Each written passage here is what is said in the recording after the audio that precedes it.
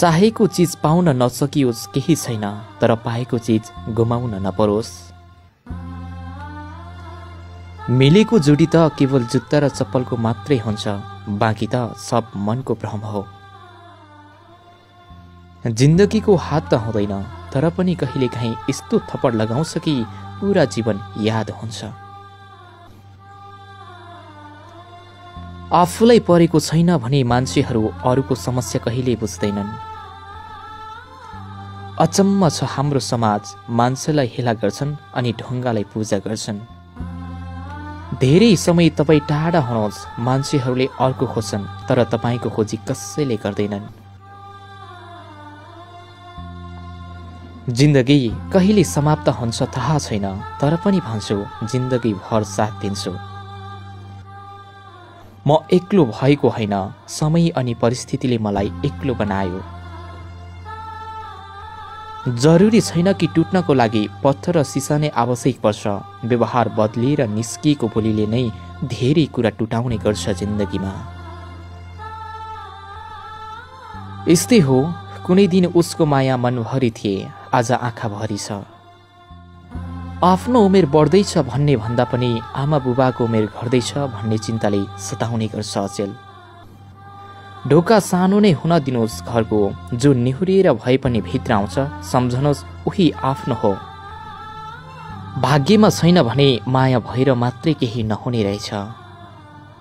अजीब छ दौड जिन्दगीको, जितौँ भने आफ्ना पछाडि छुट्छन्, हारौँ भने आफ्नाले पछाडि छोड्छन्।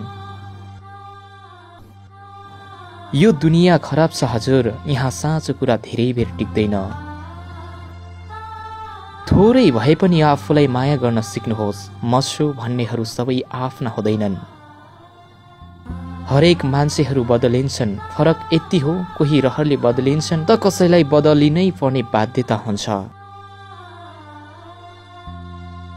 समय र साथ दुवै एकै हो, जो जब समय परिवर्तन हुँदै जान्छ, मान्छेको साथ पनि परिवर्तन हुँदै जान्छ। यदि माया नै सबैभन्दा ठुलो कुरा भइदिएको भए कोही पनि आफ्नो प्यारो मान्छेलाई छाडेर जाने थिएन होला।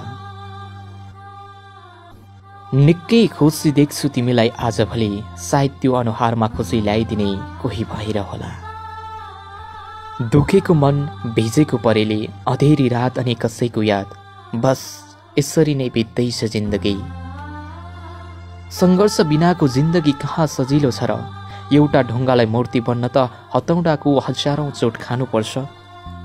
बगैँचामा फुलेको फुललाई सोध्नुहोस्, सुख दुःखमा कसरी साथ दिने भनेर, जसले विवाहको मण्डपदेखि मसान घाटसम्म तपाईँलाई छोड्दैन। बरु एक्लै हिँडिन्छ, तर झुटा साथ देखाउने साथीसँग हिँडिन्न।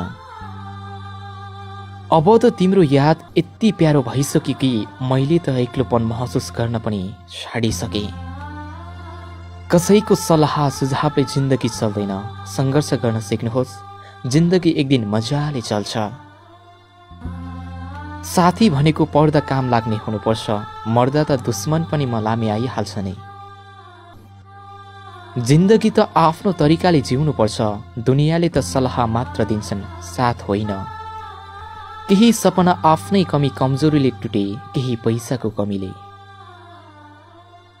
बोल्यो छुच्चो भयो भन्छन्, नबोल्यो घमण्डी भयो भन्छन्, सुख त केही गरी पनि छैन यहाँ एउटा कुरा टार्नको लागि मान्छेहरू 10 वटा बहाना बनाउने गर्छन्।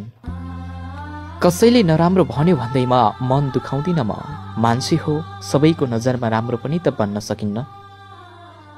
जिन्दगी यस्तै रहेछ, जति जति उमेर बढ्दै गयो उति उति खल्लो, जति जति बुझ्दै गयो उति उति एक्लो।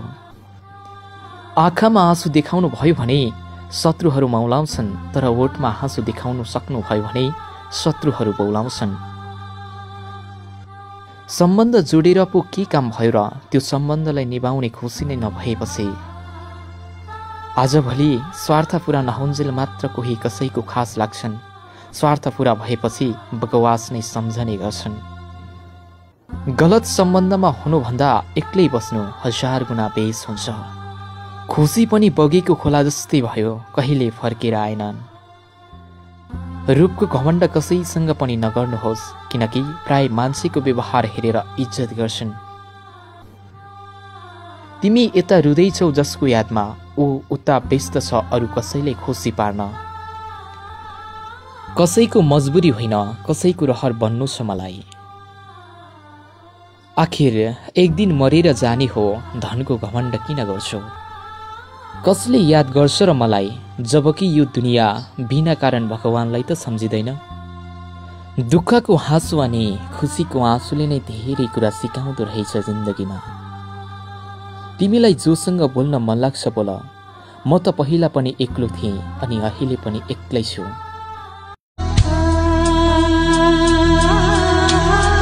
नेपाली शब्द सङ्गालो शब्द सायरी।